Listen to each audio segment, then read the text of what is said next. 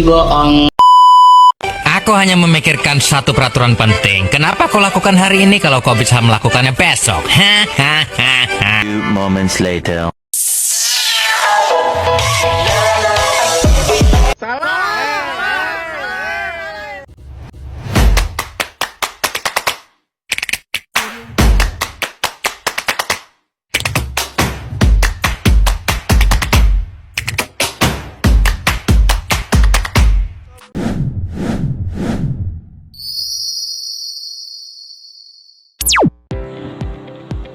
Assalamualaikum warahmatullahi wabarakatuh. Shalom, Om Swastiastu, Namo Buddhaya, dan salam kebajikan.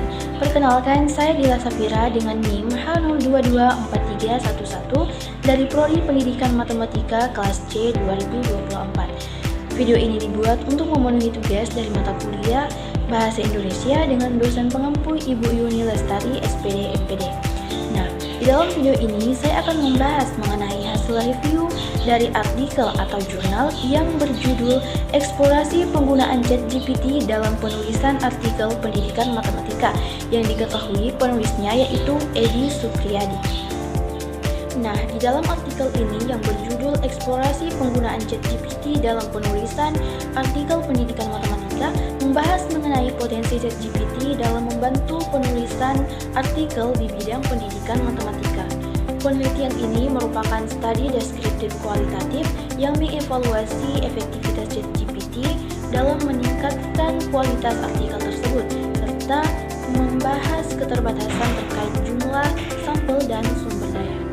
Adapun penggunaan EYD dalam artikel ini terdapat kelebihan dan kekurangan. Untuk kelebihan yang pertama yaitu terkait kepatuhan terhadap kaidah baku. Nah, secara umum artikel ini telah mengikuti kaidah EYD dengan baik. Penggunaan huruf kapital pada awal kalimat dan pada nama-nama tertentu sudah sesuai. Yang kedua, penggunaan tanda baca. Tanda baca seperti titik dan koma digunakan dengan tepat untuk memisahkan ide dan memperjelas kalimat yang membantu pemahaman pembaca. Yang ketiga, pemilihan kata.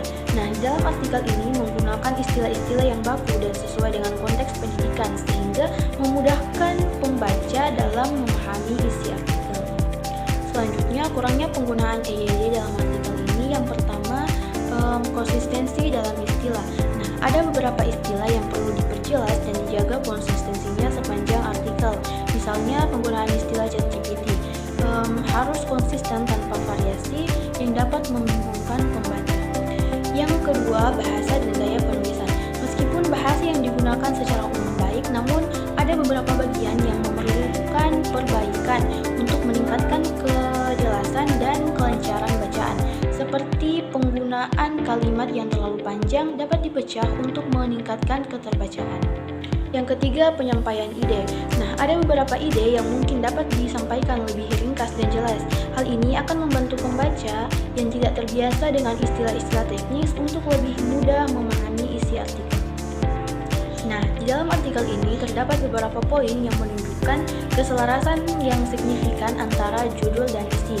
Yang pertama, tujuan penelitian.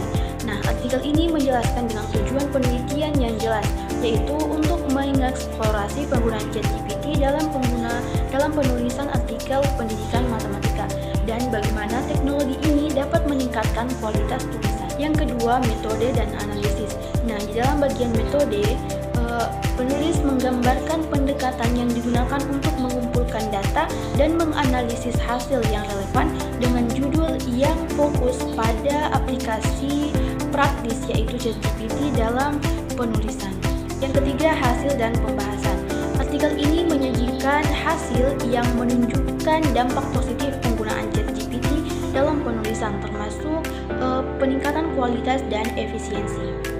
Secara keseluruhan, artikel ini berhasil menjaga keselarasan antara isi dengan judul dan memberikan pemahaman yang jelas tentang peran ChatGPT dalam penulisan artikel pendidikan matematika. Di dalam artikel ini terdapat beberapa kelebihan dan kekurangan. Untuk kelebihan yang pertama yaitu relevansi dan inovasi. Artikel ini membahas topik yang sangat relevan terkait perkembangan teknologi terkini, yaitu penggunaan ChatGPT dalam bidang pendidikan matematika. Yang kedua, pendekatan metodologis yang jelas. Pada bagian metode disajikan dengan baik, serta menjelaskan bagaimana data dikumpulkan dan disajikan. Selanjutnya yang ketiga, fokus pada hasil dan pembahasan. Nah, di artikel ini memberikan penekanan yang baik pada bagian hasil dan pembahasan, yang merupakan bagian penting untuk meyakinkan pembaca mengenai kontribusi penelitian terhadap pengembangan pengetahuan yang ada. Di balik kelebihan yang terdapat dalam artikel ini juga terdapat beberapa kekurangan. Yang pertama, keterbatasan sampel. Nah, yang dimana artikel ini mungkin memiliki keterbatasan dalam jumlah sampel yang digunakan, yang dapat mempengaruhi hasil generalisasi jika sampel terlalu kecil. Yang kedua, kekurangan dalam rincian metode. Yang ketiga, bahasa dan gaya penulisan. Nah, di dalam artikel ini terdapat beberapa bagian artikel yang mungkin memerlukan penyesuaian dalam bahasa dan gaya penulisan untuk meningkatkan daya tarik dan kejelasan, terutama bagi pembaca yang belum familiar dengan istilah teknis yang digunakan. Nah, itulah tadi pembahasan mengenai hasil review dari artikel yang berjudul Eksplorasi Penggunaan ChatGPT dalam Penulisan Artikel Pendidikan Matematika. Saya Jela Safira pamit undur diri. Wassalamualaikum warahmatullahi wabarakatuh.